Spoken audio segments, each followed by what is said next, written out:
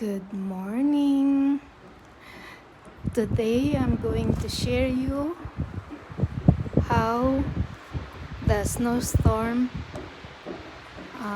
passed. So it's gone. I think last night. So this is what we have, guys. It's a lot of snow,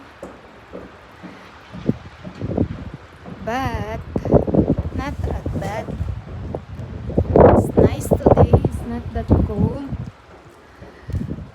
but it's windy and it's a lot of ice. See, it's a lot of ice. The neighbor are doing something. Anyway, I'm going to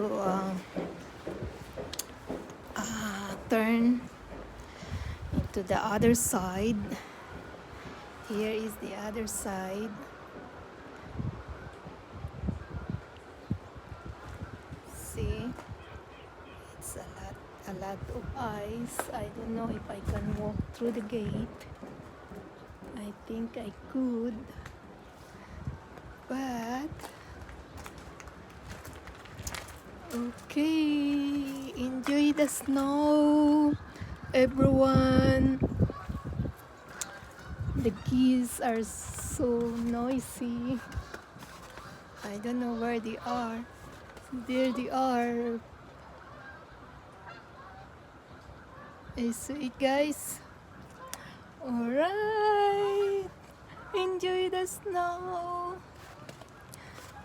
Good morning. Please subscribe to my channel. Lourdes McRae Cooking and Housekeeping and Gardening. You can learn. Here the snow start to melt, but it's really piling up in there, guys. See, it's piling up. Okay, this is Hampton, New York. It is 2 hours from New York City, but this is like nice country property. It's along Atlantic Ocean, and in that side we have a little farm. They have corn in the summer and vegetables. The wild duck are very noisy. There they are, guys. There, if you could able to see it. They're having fun now. It's early in the morning. It's 8 o'clock. Okay. Have a nice Tuesday.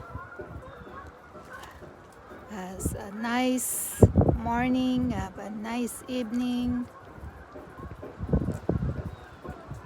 Alright, I'm outside in my room. That's it for now, everyone. Have fun. The storm is not that bad. Not too much damage. As you can see, it starts to melt. It's not really piling up, but I think in the other state, like in New Jersey, we have 10 inches. But here in New York, we only have, I think, 4 or 5 inches. Okay, that's it for now. Thank you for watching. Please subscribe.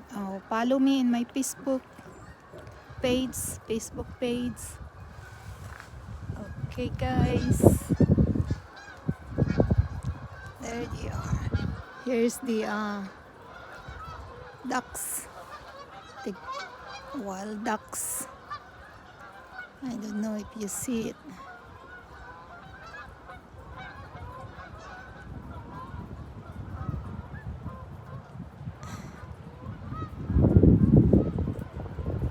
Okay, everyone. My hands is getting cold there. That's a little road that is kind of busy sometimes. Okay, bye for now. Thank you for watching.